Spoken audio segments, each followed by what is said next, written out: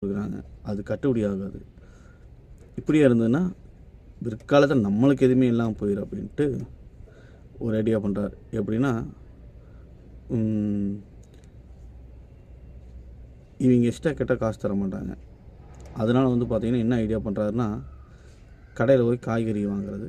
அந்த காய்கறி நல்ல காய்கறியாக வாங்காமல் கெட்டு போகுன்னு சொல்லி கீழே தூக்கி போகிறாங்க இல்லையா, அந்த பொருளை வாங்கிட்டு வந்து அது எப்படி அந்த கெட்டு போகிற பொருள் கீழே போகிற பொருளை இவர் எடுத்துகிட்டு வராரு.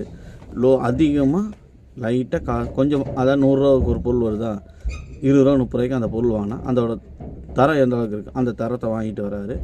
அதை தான் வீட்டில் இருக்கிறவங்களுக்கு சமைக்கிறதுக்கு பொருள் எல்லாத்துக்குமே கொடுக்குறாரு. அதே மாதிரி அவர் பார்த்திங்கன்னா மிச்சம் பண்ணிகிட்டே போகிறாரு. நல்லா கேட்டீங்க, மிச்சம் பண்ணிகிட்டே போகிறாரு. ரெண்டாவது, இவங்க நம்மளை எதுவும் கேட்டக்கூடாதுங்கிறக்காக என்ன பண்ணுறாரு, வீட்டில் இருக்கிற பெண்களுக்கெல்லாம் பார்த்திங்கன்னா, எங்கேயாச்சும் வெளியே போகிறியா, காசு இல்லையா, இந்தா நீ ஒரு 10 ரூபா வச்சுக்கோ, இந்த நீ ஒரு 10 ரூபா வச்சுக்கோ, நீ ஒரு 10 ரூபா வச்சுக்கன்னு வீட்டில் இருக்கிற பொம்பளைகளுக்கெல்லாம் 10 ரூபா கொடுத்துட்றாரு. அப்போது கொடுத்துட்றாரு. இவங்களுக்கு பொம்பளைகளுமே சரி, நம்ம பெரிய வீடு தானே, நம்ம வீட்டு மூத்த ஆள், இவர் 10 ரூபா கொடுக்குறாரு, இவர்கிட்ட வாங்குறேன்னா நம்ம குடும்பத்தில் தான் நம்ம வாங்குகிறோம் அப்படின்ட்டு இவர் பிளானிங். சரின்ட்டு இவங்க ஜாலியாக செலவுக்கு வாங்கிக்கிறாங்க, எல்லாம் பண்ணுறாங்க.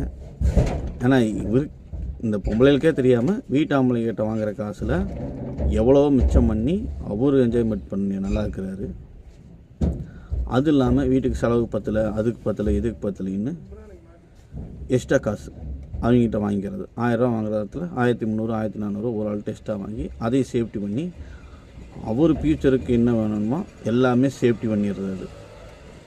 சேஃப்டி பண்ணிவிட்டு எல்லாருமே கூட்டு குடும்பத்தை இருக்கிறோம் அப்படின்னு நினைக்கிறாங்க. கடைசியில் பார்த்தா தான் தெரியும், அந்த வீட்டில் அவர் வச்சதான் சட்டம். இப்போ வீட்டுக்கு பெண்கள்லாம் தெரியுது, இவர் நம்ம வீட்டுக்காரர்கிட்ட இவ்வளோ காசெல்லாம் வச்சுட்டா வாங்குகிறாங்க. அதெல்லாம் தெரிஞ்சு போனதுக்கப்புறம் வீட்டு பொம்பளைங்க கேட்குறாங்க, ஏனுங்க தாத்தா உங்கள்கிட்ட ஏன் நீங்கள் தான் ஏனுங்க தாத்தா நீங்கள் வீட்டுக்கு பெரியவங்க தானே, உங்களை நம்பித்தானே எங்கள் வீட்டுக்காரெலாம் பணம் தராரு, அதையே நீங்கள் இந்த மாதிரி திருட்டுத்தனம் பண்ணி ஒழிச்சு வச்சுக்கிறீங்க உங்களுக்கு அப்படின்னு சொல்லி கேட்டுரும்போது அந்த தாத்தா சொன்னாரம்மா, திருட்டுத்தனம் நான் பண்ணேன், அதை நீங்களும் தானே பொம்பளைகள்லாம் உடந்தே இருந்தீங்க, அந்த காசை உங்களுக்கு தான் நான் பங்கு கொடுத்தேன் அப்படின்னு சொல்கிறாரு. எந்த பங்குன்னு உங்களுக்கு புரியுதா? நீ திருடன் நான் உன்னை கேட்டேன், அந்த திருட்டில் உனக்கும் தான் நான் பங்கு கொடுத்தேன், 10 ரூபா புரியுதா?